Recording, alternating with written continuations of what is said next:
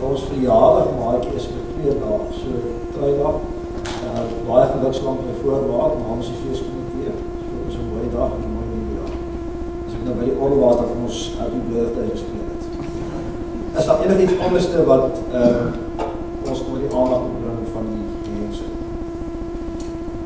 Julle 3 wat daar sit, ek moet my sê, julle is koshuis rolte wat inbly in die vakansie. Is dit so? Ja, okay, goed, right. Beskuldig julle vals. Ek moet net geweet, anders het julle baie jammer gekry.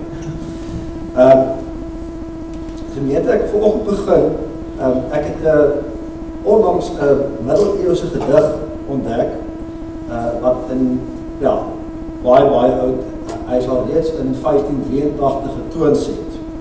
Nou die woorde is, ek gaan nou nie vir julle alles in Latyn lees nie, maar het begin met Tempus adest florido. Maar dit beteken letterlik, blomtyd is hier. Nou goed, het reën nog 'n bietjie buitekant, maar ons is toch in blomtyd. Dis 'n lied wat gaan oor die lente. Ons praat ook van blommetyd na Makkola. Nee, so dit is eintlik 'n frase wat met andere al baie eeue in omgang is. Blomtyd is hier. Ek gaan vir julle net 'n paar uittrekkings daaruit lees, soos ek dit vertaal het. Blomtyd is hier, oral verskyn lenteblomme. Dit wat deur die koue aangetast was, word deur die warmte herstel.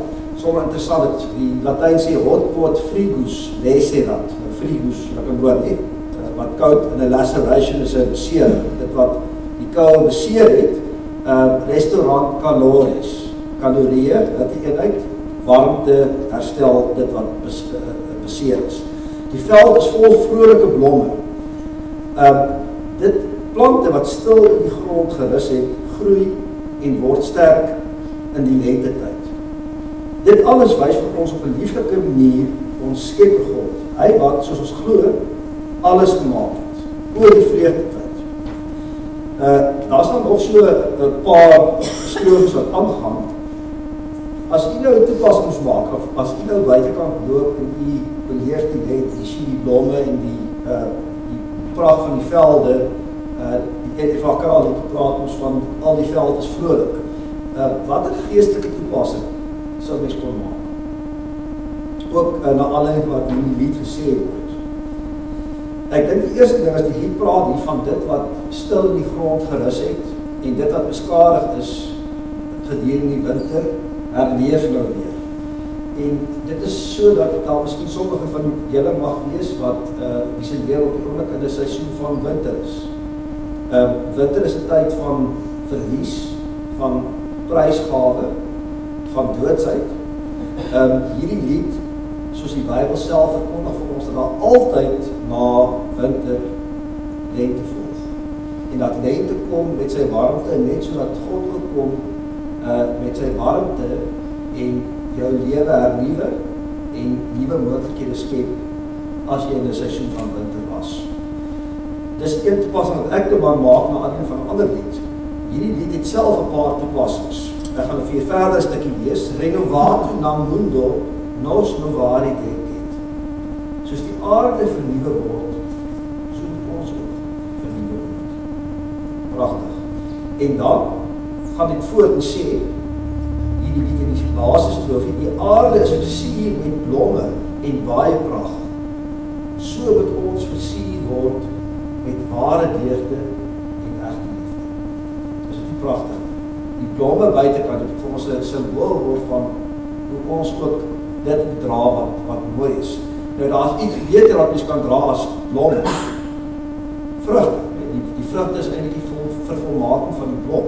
En ons lees daarvan in die Nuwe Testament, die vrugte van die Gees, liefde, dankbaarheid, blydskap. So laat ons ook met hierdie lied leer hoe ons die lente kan ervaar en hoe ons die lente daar buite kan interpreteer. Goed, kom ons sluit oor. Psalm 74. Dit is u aan wie die dag en die nag behoort. U wat aan die son en maan hulle plek gegee het. U wat al die seisoene van die aarde vasgestel het. Somer en winter is die werk van u hande. Amen. Gemeente, ek groet in die naam van die Vader, en die Seun, die Heilige Gees. Ons gaan vanoggend net een lied sing, wat aansluit by die tema van lente, net een lied, soos ek sê, maar daarom moet julle al 4 verse sing. So ons sing lied 4, 5 en 9, vers 1, 2, 3 en 4. Dit is 'n lied van Ina Rousseau, wat een van ons gerespekteerde digters was, en ek dink ook inwoner van Stellenbosch. Ek lees sommer net die tweede vers. Met see en silwer waterstrome, met dal, gebergte en rivier, met stapel wolke, blomme, bome, het u handewerk versier. U het gras geskep, u is die bron van elke ster, die maan, die son. U hande skep die weerligstrale, die donderwolk wat water dra. U bring die storms oor veld en dale, en skenk die kalmte ook daarna. U het die diere bly laat juig, die reënboog teen die lug laat buig. Ons sing al 4 verse van hierdie pragtige gesang, geen net te kom met die moral te kom.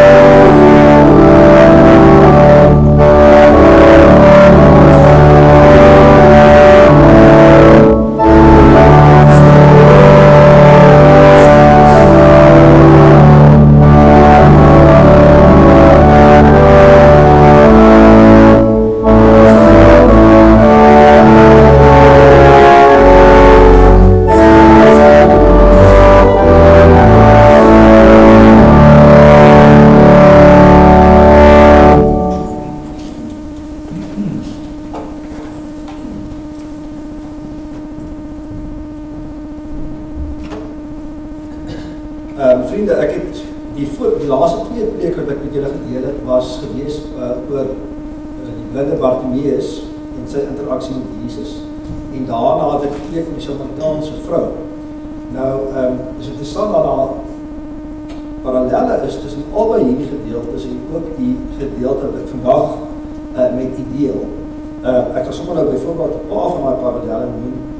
Ons lees byvoorbeeld in die verhaal van die blinde Bartimeus, dat daar 2 keer is daar geskryf in die verhaal, dat hy roep, Jesus, seun van Dawid, wees my barmhartig.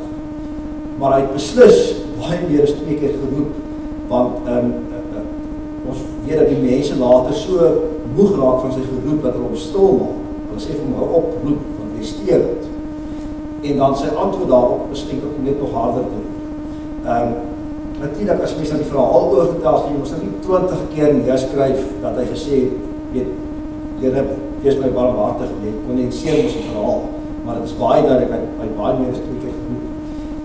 Nou, met die verhaal van die Samaritaanse vrou is dinge bietjie anders. Dit is wat ek ook genoem het in die brief wat die gemeente gekry het, in die gewone brief, weeklikse brief wat die gemeente gekry het. Die verhaal van die Samaritaanse vrou val vir ons lekker op die oor. Dis 'n aangename verhaal, dis amper soos 'n feel-good movie. Jy lees dit en jy interpreteer dit en jy voel regtig goed, want hier sien ons die Jesus wat bewonderenswaardig is. 'n Jesus wat uitreik, 'n Jesus wat insluitend is. Dis interessant dat die vrou, die Samaritaanse vrou daar by die put, is afwysend teenoor Jesus. En Jesus is die een wat probeer om haar vertroue te wen en met die tyd ook haar vertroue wen en op uit haar hart wen, sodat sy in haar omgang met hom eintlik 'n lewensveranderende ervaring het. Ons weet bijvoorbeeld dat ons kan sien die vrou se optrede.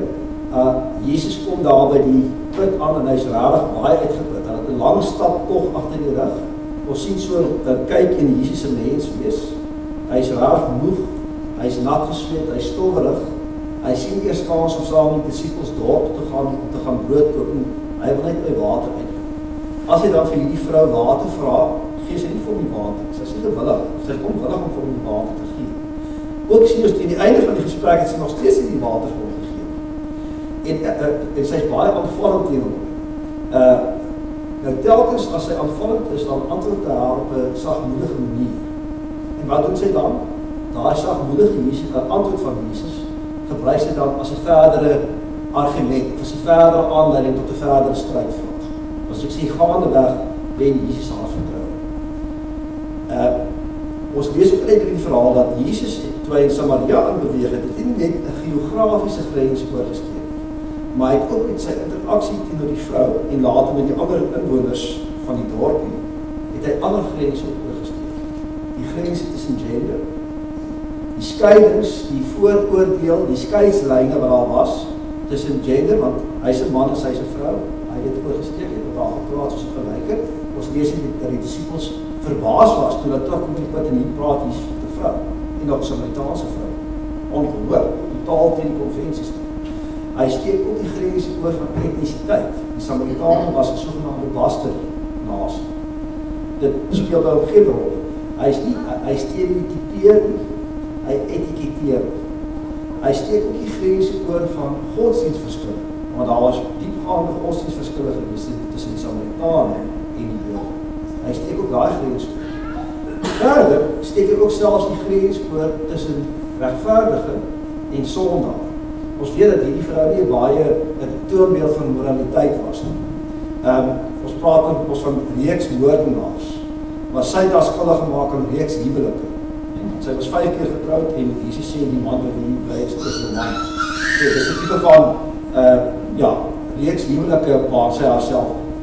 Dit aan die ander kant kry is vir Jesus wat he's the fully just and fully righteous person. Hy's waarlik regverdig en waarlik vroom. En selfs dit, die afstand tussen sy regverdigheid en vroomheid en sondeloosheid en hierdie vrou se sonde speel nie vir hom 'n rol nie. Hy skryf aan die daarop af en hy lyk na haar toe uit. Goed. Ons sien heeltemal 'n ander Jesus as ons nou die verhaal lees van die Sino-Fenisiese vrou, dis wat Markus haar noem, Matteus praat van die Kanaanitiese vrou, ek sal nou net daaroor praat. In die verhaal van die Samaritaanse vrou is dit Jesus wat uitreik na die Samaritaanse vrou en die vrou wat afwysend is teenoor hom. En dit vat 'n hele proses, dit vat vernuf van Jesus om haar te wen.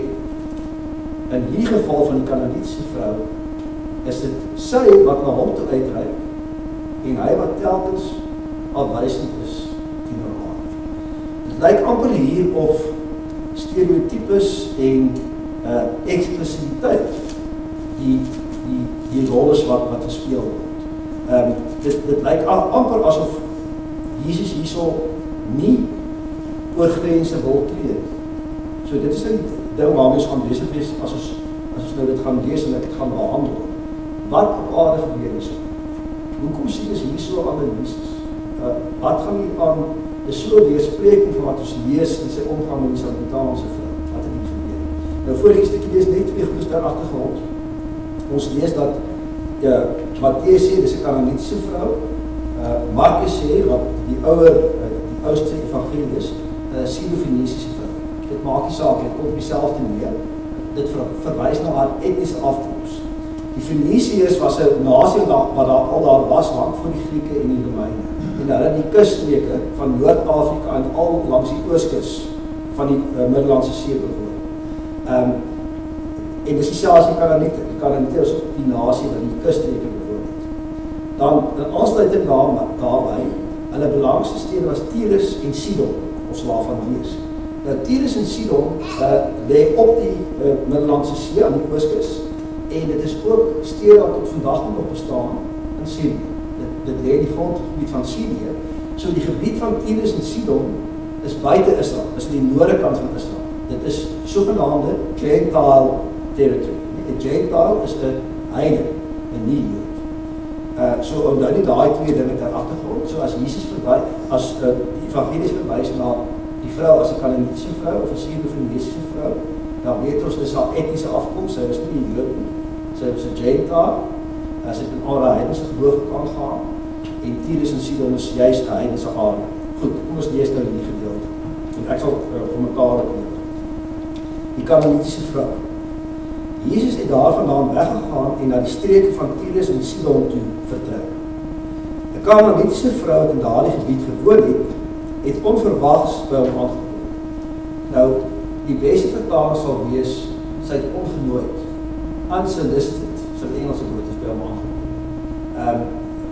Ons sien dit baie spesifiek, of baie duidelik in Markus, ons wil eintlik die twee gedeeltes saam, ek sal nou weer daaroor praat. Sy het aanhoudend geroep, ontferm u oor my, Here, seun van Dawid. Jy kan ook daai vertaal met, wees my barmhartig.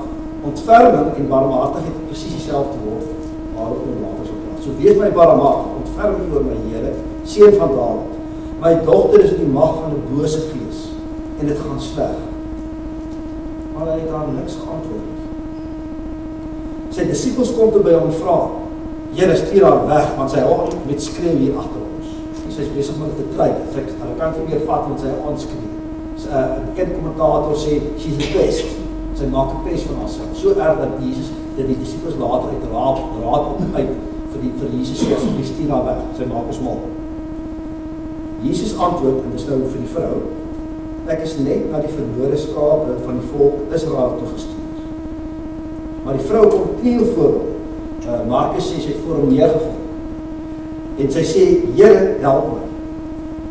Hy sê vir haar, dit is nie mooi om die kinders se brood te vat en vir die hondjies te gooi. Dit is waar, Here, sê sy, maar die hondjies eet dan van die krummels wat van hulle baas se tafels afval. Die vrou sê Jesus vir haar, jou geloof is groot. Jou wens word vervul. Van daardie oomblik af was die dogter gesond. Ek dink die dogtertjie, die Grieks gebruik die verklein, dus die dogtertjie gewees. Nou 'n paar goeders. Ons kan Jesus se afwysendheid eintlik in 3 fasette sien. Ons dink elke kan sê begin met nie. In die eerste plek lees ons dat die vrou vir Jesus pleit om barmhartigheid. En onthou sy pleit nie vir haarself nie, sy pleit vir haar dogter.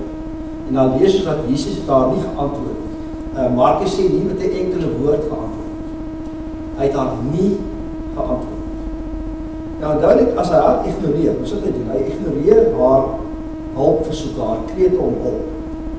Dan ignoreer hy eintlik nie vir haar nie, maar nog dieper, hy ignoreer die nood van haar dogter.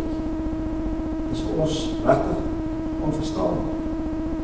En dan verstaan ons nou, wat ons wel kan verstaan is waarom die vrou ongenooid en onverwags by Jesus opgedaag het. Want het is die nood van haar dogtertjie wat haar dryf om dit te doen. In Markus lees ons dat Jesus wou nie weet, hy gaan tuis gaan in 'n sekere plek, maar hy wou nie hê dat enigiemand moet weet dat hy daar was nie. Nou, hoekom dit? Dit is baie maklik om te verstaan. Jy weet self, as jy die hele dag besig was en kom mense eise aan u gestel en aansprake gemaak op u. En hy was die hele tyd in 'n gewoel en 'n geruselmoes en wat nie alles nie. Dan bereik jy iemand wat jy net wees, jy kan net rus en stilte hê. Jy kan net die huise deur agter jy toe trek, of die kamer deur agter jy toe trek en tot verhaal. Dit is wat Jesus omstandighede was. Nee, ons lees vandag dierig 'n skare mense, 'n groot menigte mense. 2, 3 mense, hope mense agter hom aangeloop. Hulle het almal versoeke gehad, spesiale versoeke, of strydvrae, of issues wat Jesus moes uitsorteer. Die hele tyd moes Jesus net gee. En hier sien ons ook 'n kykie in Jesus se menswees. Hy's moeg. Hy's uitgeput, hy voel oorwys, hy's gedreineer. Hy wil net alleen wees. En daarom wil hy ook nie hê dat enigiemand moet weet waar hy tuis gaan. Hy wil inkognito wees. Toe loop daai selfde kykie in sy menswees sien ons ook ons by die Samaritaanse vrou, net daar waar Jesus langs die put sit, moeg, nat gesweet, dors, uitgeput. Nou sê Markus, ongelukkig was dit so dat dit onmoontlik was dat Jesus vir 'n lang tyd inkognito kon wees. En dit is so, hierdie vrou kom sniffel op uit. Maar hierdie vrou, ons moet dit sê, sy was dit veilig. Jy weet ons kan almal partykeer aanvoel as jy nie met iemand moet praat op daardie oomblik. Die persoon is baie ongelukkig of dalk baie ongesukkeld.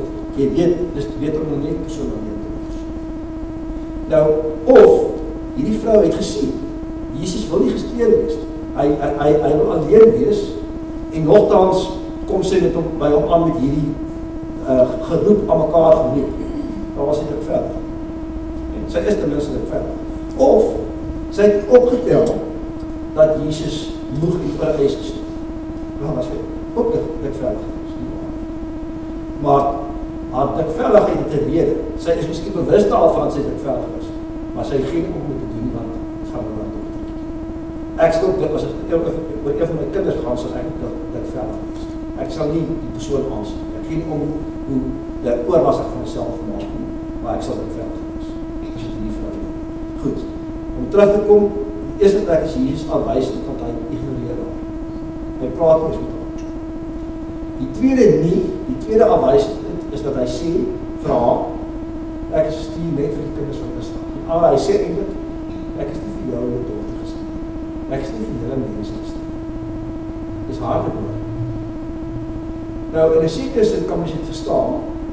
Onthou, as jy net 'n kort tydperk het om 'n bepaalde taak te verrig, en jy weet, jy gaan eintlik skaars tyd om dit te doen, wel, dan moet jy prioritiseer. Daar is daar sekere dinge wat jy moet los, waarby jy nie gaan uitkom. Jesus het 3 jaar gehad van sy bediening. So my sou kon redeneer, wel, in 3 jaar se tyd, hy gaan nie eers by al die Jode kan uitkom, wat ten minste 'n Bybelse agtergrond het nie. Weet, hy moet prioritiseer, hy kan nie by almal uitkom. Hy kon in elk geval by almal uitkom. So, maar dit is nog nie 'n volledige verklaring nie, ons lees tog in elk geval elders, dat hy wel na hy moet uitgewerk. So, maar die punt sê, hier is nou die tweede afwysing, die tweede nie geantwoord nie. Ek is nie vir julle gestuur nie. Dan kom die vrou voor hom knie, sy val voor hom neer, sy sê, help my asseblief Here. En dan sê Jesus, dis nie mooi nie. Dis nie mooi nie. Dis nie mooi om die brood van kindertjies te vat en vir die honde te gooi.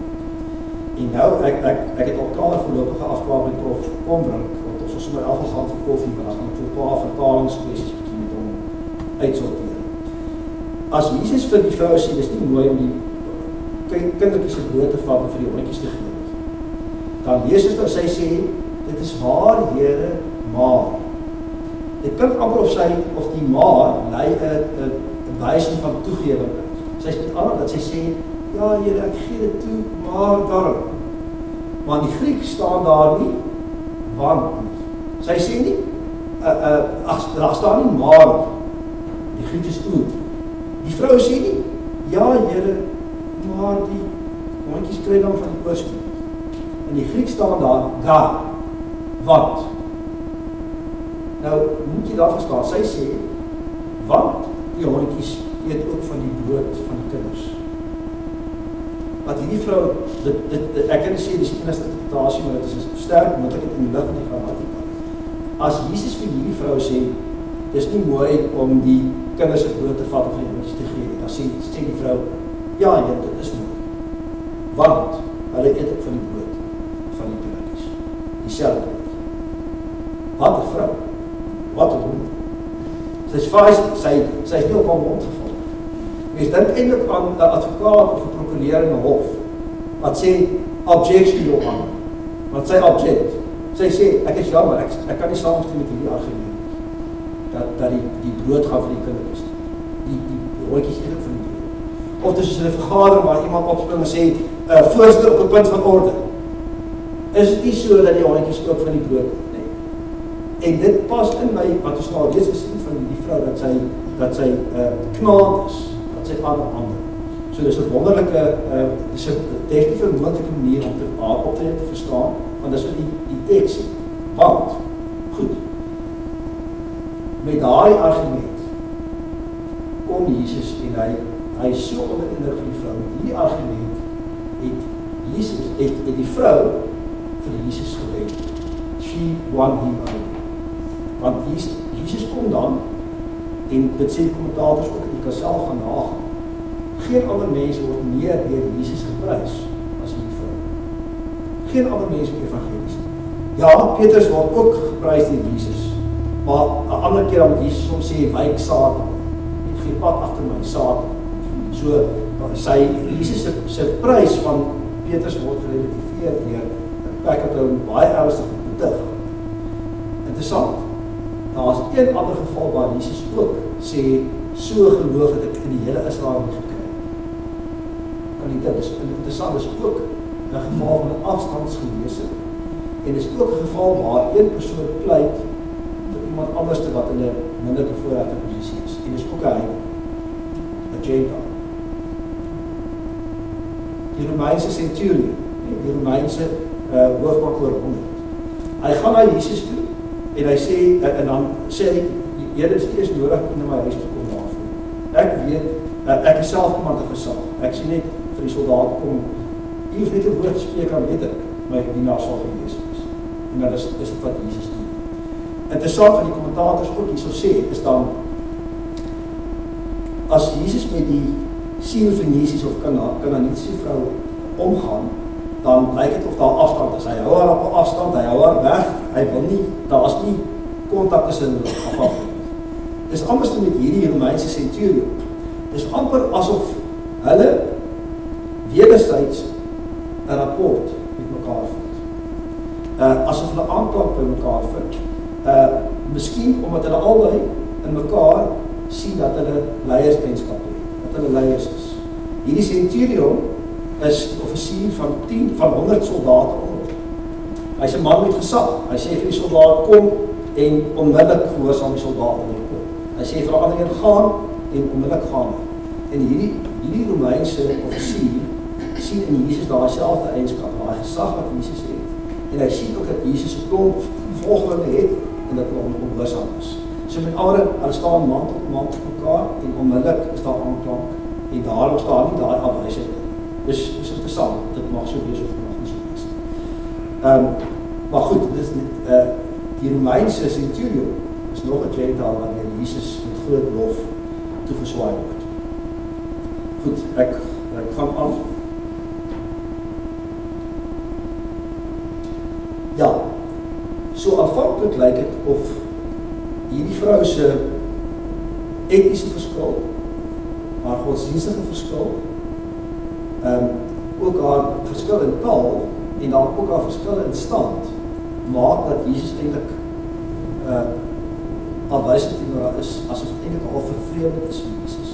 Dis ook interessant, en weer eens, dit is spekulasie, mens kan nie met groot stelligheid sê dat het so is nie. In die Markus evangelies word altyd die vrou verwys as 'n Hellenis. Nou, Hellenisering, Hellas is die Griekse woord vir Griekeland. Hellenis is iemand wat vir Grieks het. Onthou, die Grieke was die dominante moondheid van 330 voor Christus, toe Alexander die Grote die hele bekende wêreld oorwin het, onderwerp. Nie is die Romeinse ryk was so uitgebrei soos die Griekse ryk. En die Romeine, wat na die Grieke die wêreldmoondheid was, het nog steeds erken dat die Grieke die beste kultuur het. Die Romeine het basies die Griekse skilderkuns en beeldekuns en al die goeders nagebootst. die Romeine se bydrae was gewees op die gebied van siviele ingenieurswese en van die regte. Maar verder het hulle vir Grieks die eer gegee, jou gekultiveerde persoon, ook die Romein, in daardie wêreld het Grieks gepraat. Grieks was die wêreld. Die heidene, die Gentiles wat vir Grieks het, wat 'n Hellenis geword is, die vrou, was gewoonlik die mense van die middel tot hoër stand, die stedeling, en die meer gekultiveerde persoon. So dit is interessant, dit is ook moontlik, weer eens 'n spekulasie, ons kan nie met sekerheid sê dat dit so is nie, maar hier ook 'n kontras, anders as die centurion en Jesus, wat eintlik op gelyke voet daar staan, het as hierdie kontras van aan die een kant hierdie middel tot hoër klas, welgestelde, gekultiveerde, Grieksprekende vrou, en aan die ander kant, 'n rondreisende prediker, en 'n Joodse geneeser sonder 'n vaste woonadres. Dit lyk of al 'n verskillende status en stand is. Party kommentators sê dit dalk ook 'n rol speel. Ons weet nou nie daarvan. Goed, ek is nou byna klaar. Wat is dit wat gemaak het dat hierdie vrou so aangehou het? Dat sy nie opgegee het nie, dat sy so verbeter was, en dat sy so knaand was. Wat is dit wat haar gedryf het om aan te hou in Jesus?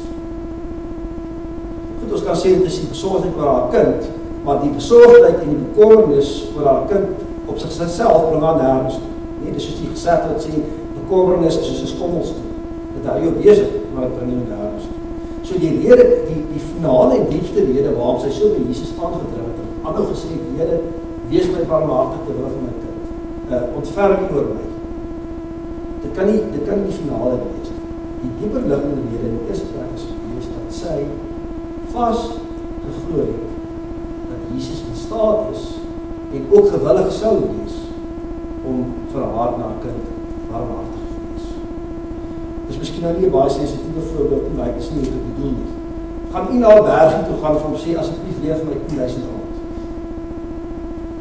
Jy gaan nie vir iemand iets vra wat jy by voorbaat met sekerheid weet die persoon nie vir jou kan gee. Die feit dat die vrou aangehou pleit het by Jesus, wys dat sy het tog haar hoop daarop gestel en haar sekerheid en haar vertroue daarop gestel dat Jesus wel barmhartig kan wees. En dis nou baie interessant ook dat wat sy eintlik sê, haar teologie is baie goed. Wonderlike teologie wat sy het. Sy sê eintlik vir Jesus, jy is so aanhoudend te pleit. Ek is jammer, ek kan nie aanvaar dat barmhartigheid en u barmhartigheid grense het. Ek kan nie aanvaar dat u barmhartigheid eksklusief is. In my oë, as u waarlik barmhartig is, as u werklik die seun van God is wat barmhartig is, die seun van Dawid, dan sal die barmhartigheid inklusief is. Sal die barmhartigheid so grense is. En dit is die eerste rede waarom sy aanhou pleit vir Jesus, want dit is haar vaste vertrouwe.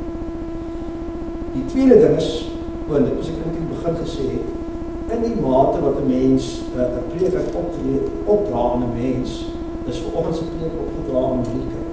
Nou, dis nie vir 'n skuld dat daar in die huishouding meer gedeeld skaal moet wees nie. En jy gaan nou verstaan waarom, of jy nou pas verstaan waarom as ek praat oor 'n huishouding. Die tweede ding wat hierdie vrou gemotiveer het, die aanleiding daarvoor vir die tweede rede was gewees dat Jesus gee vir hierdie vrou die perfekte voorbeeld om te gebruik en om te draai teen Jesus as 'n teenargument. Jesus kom met 'n huishoudelike argument. Hy sê, hy praat van die huis en daar is die kindertjies die mense besig om te eet en hier is die dierhondjies onder die tafel. En dan sê Jesus, dis nie mooi dat die brood van die kinders vir die honde gegee word. Vir hierdie vrou is dit die perfekte voorbeeld wat sy kan gebruik as 'n teenargument. Vir haar is dit 'n bekende metafoor. Sy is self 'n vrou wat self 'n huishouding het soos alle vrouens in daardie tyd. Ongeag die feit dat dit 'n minderwaardige posisie was, dat hulle die patriargie al so van goed is. Maar sy, die voorbeeld van die huishouding is vir haar absoluut bekend. Nou, as ons lees byvoorbeeld oor die 'n goeie vrou in Spreuke 31, dan lees ons daar dat haar lamp brand ook in die nag, en vir so 'n paar uittrek as lees. 'n Knap vrou is baie werd. Nou sê hy, sy maak wol en vlas by mekaar en geniet dit om te verdaan. Sy staan op as dit nog nag is en maak kos vir haar huisgesin. Ook haar slavinne kry hulle deel. Sy pak die werk aan met krag, haar hande staan vir niks verkeerd. Sy het 'n oop hand vir die armes, sy is vrygewig teenoor die behoeftiges. Sy is gerus oor haar huisgesin as dit sneeu. Hoekom? Want hulle dra almal warm klere. Daar staan ook alles in haar spreek van 'n sterk en edele persoonlikheid.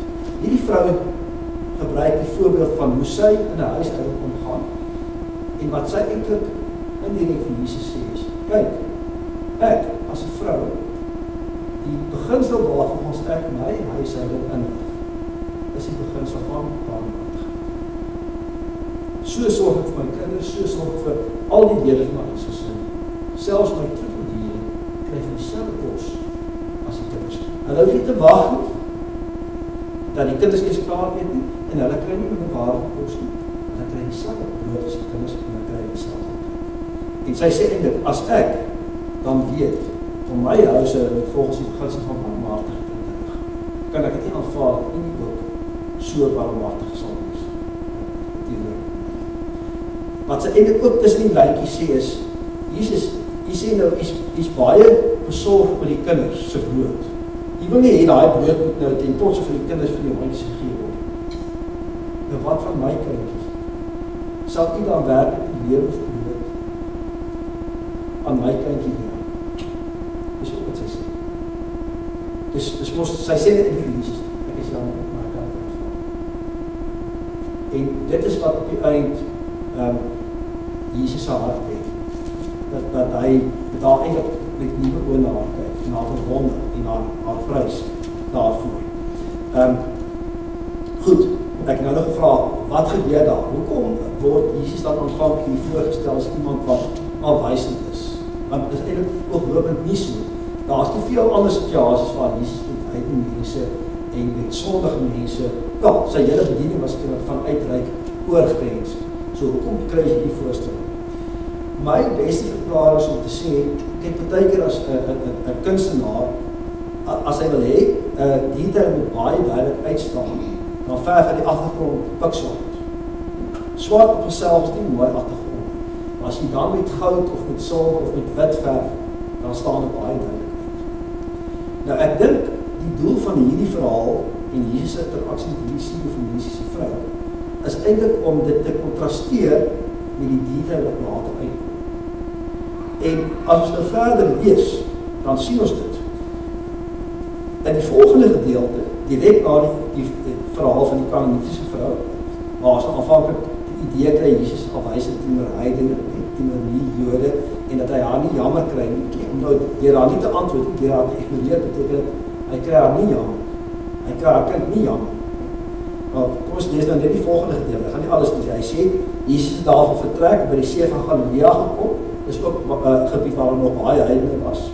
Daar het hy klomp geneesingswonders gedoen. Die menigte het hulle verwonder en hulle die God van Israel geprys. Daaruit weet ons dat die frase God van Israel, weet ons dat het heidene moes gewees het.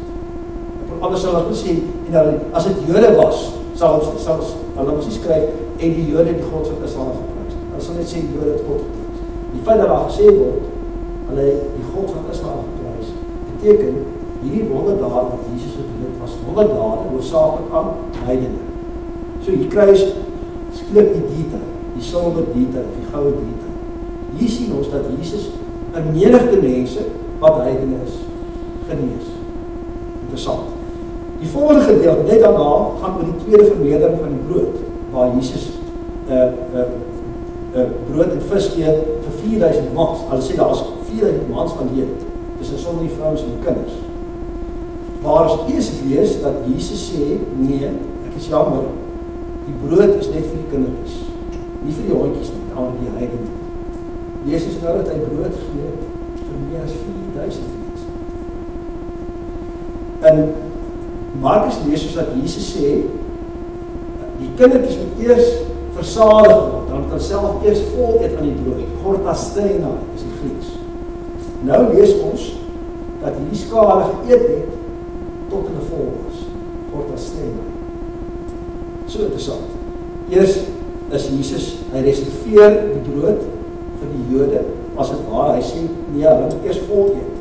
As daar dalk nog iets oor is, dan mag jy iets kry, maar daar is nie water nie.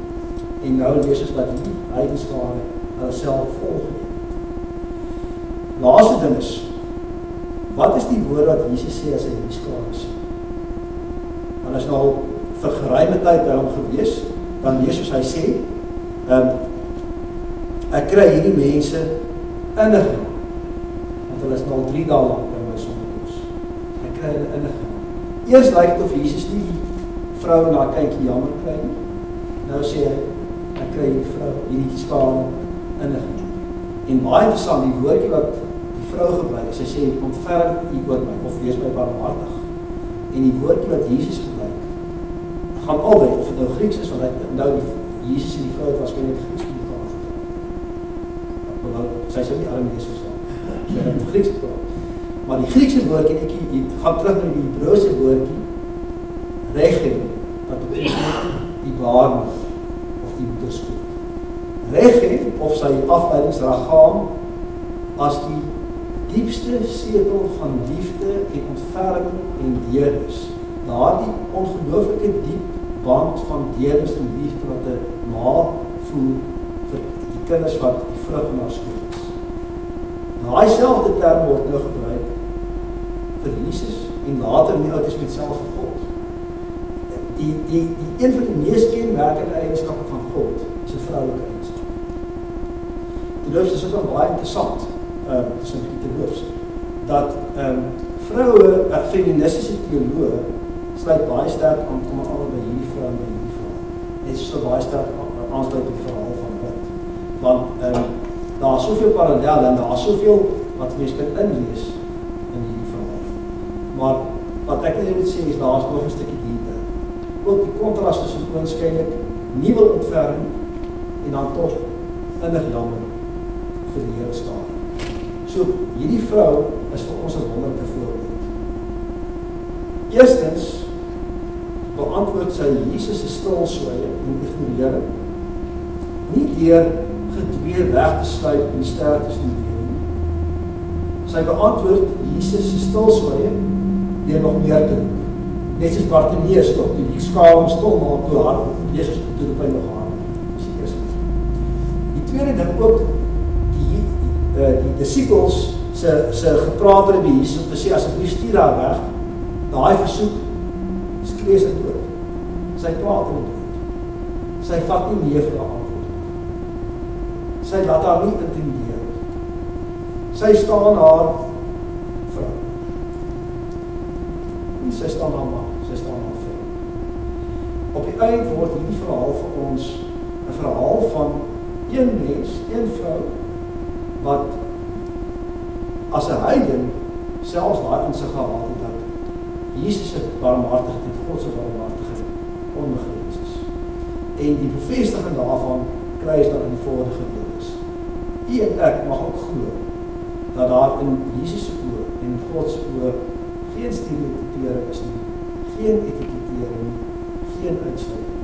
Maak nie saak wie u is, wat u agtergrond is, wat jy al gedoen het in jou lewe.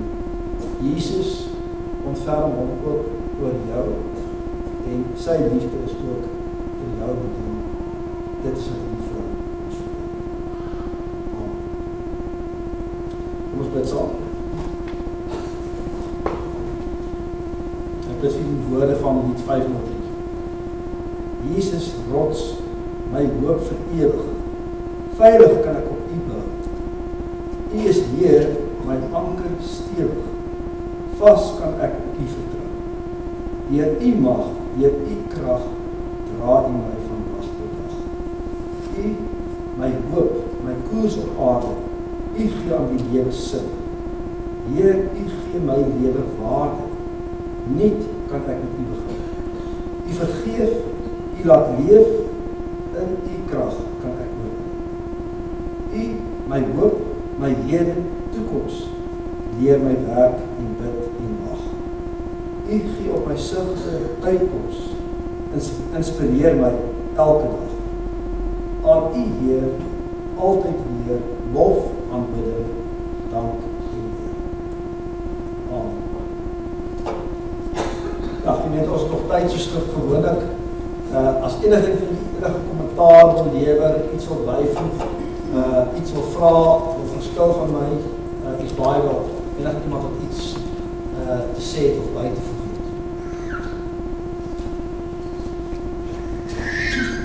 Maar ek hoop die stilte is dat julle oortuig is van die gedeelte. Laat ons na die offergawe op.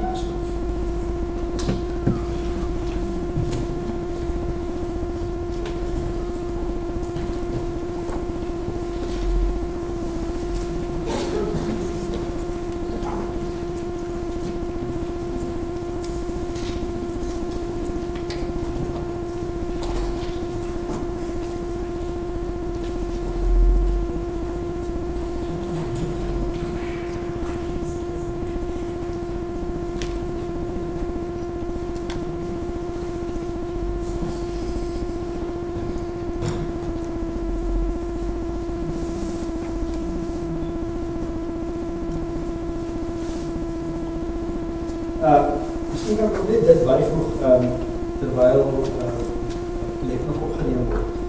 Twee goeders. Het eerste ding is, nou, as het paar gedeelte is, soos bijvoorbeeld die gedeelte waar Jesus so negatief afhankelijk staan tegen die vrou, en ander gedeelte wat ons eintlik so van wat, dit blyk amper of daar is skade in die val oor Jesus se volmaaktheid en sy volkomeenheid en sy status as seun van God en selfbare God.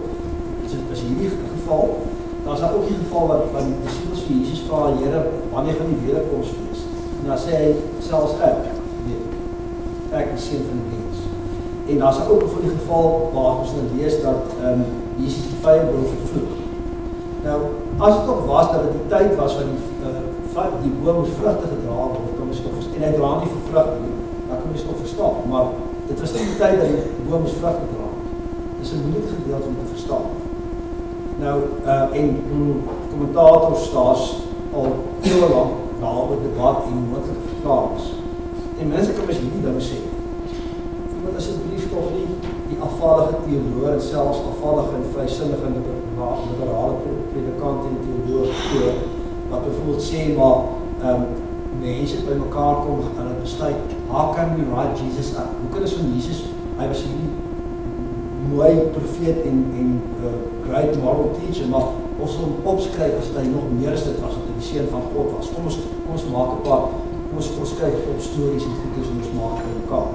Een van die Duitse liberale teoloog van die 19e eeu praat daarvan as fromme dichting, vroom verdigsels. Dit is asseblief toch dit nie geloof. Ten minste moet ons dit sê. As dit so was en die mense nou kom stories opmaak met van Jesus hierdie goddelike wese te maak. Hoekom sluit sit er dan gedeeltes in, wat eintlik hierdie argument ondermyn? Ek bedoel, as jy 'n leenstorie wil vertel, of jy wil nou 'n sekere storie verkoop aan die mense, hoekom sit jy dan goeders in, wat eintlik jou argument ondermyn? Soos bijvoorbeeld dat Jesus die vyand wil vervloek, of dat hy sê, hy weet nie wanneer die weer, hy sal nie kom ons is. So ten minste, die ene wat ons het sê is, die evangelies is absoluut waar. Een ding wat in die evangelie staan is eerlikheid en waarheid. Dis die enigste rede waarom dit sulke goed is wat eintlik onvermydelik is, opgeteken is, om die evangelie skrywers eerlik was. Dit is nie goed. Die ander ding is die laaste ding, ons het in die groot debat die afgelope paar weke oor gendergeweld, geweld teen vroue en so aan, en jy kan nie genoeg dit afwys nie. Moet asseblief toch nie julle steer of glo as mense sê dit het voor die deur van die Christelike kerk geneem. Ja, ek weet die kerk self het baie skuld daar. Nie net in die Ou Testament, maar ook in die Nuwe Testament. Maar as jy na die evangelies kyk, is daar absoluut geen twyfel dat Jesus met vroue op gelyke voet met mans staan. Hy het kinders en minder bevoorregtes en gemarginaliseer is op gelyke voet. Hy het almal op gelyke voet. Trouwens, in die Nuwe Testament is daar meer kere vroue wat deur Jesus geprys word as mans. Vroue het eintlik intuïtief aangevoel dat Jesus vir hulle spesiale plek gee. As jy bijvoorbeeld dink aan die verhaal van die vrou wat na Jesus toe kom in die dierste moontlike olie, wat sy oor sy voete uitgegiet het en dan droog sy het af met haar hare. Ja, jy moet daarom 'n ongelooflike band of verbintenis voel met so 'n persoon, dat ek jou kan dryf om so iets te doen, dat jy die vrymoedigheid het om so iets te doen. So al wat ek wil sê is, ja, beskuldig die kerk en beskuldig kerkleiers en die geskiedenis en wat nie alles, maar asseblief, moenie glo as mense sê, jy moet voor die deur van die Bybel. Die Nuwe Testament, of nee, of kyk dit na die evangelie, kyk dit na Jesus. Daar is geen manier dat enige kan sê, Jesus het vroue in die geringste as minderwaardige as maatschappij. En ek moet daar hou. Ja, ek sal bestaan nog graag weer gedagtes wil deel oor wit, want soos ek sê, dit is eintlik die sentrale karakter, ek begin meer en meer af om wissel af. Die sentrale karakter van die storie van wit is nie wit, is nou oom. Of mens kan so sê, die twee sentrale karakters, soos die vrou en wit na oom. En hulle slaan 'n groot slag vir feminisme as mens so gesê. Maar goed, dit is 'n ander punt. Ons ontvang nou vir die seën van die Here in die hand. Ek bid nou dat die liefde van ons Hemelse Vader, die barmhartigheid van die Seun en die ontferming van die Heilige Gees met ons elkeen sal wees.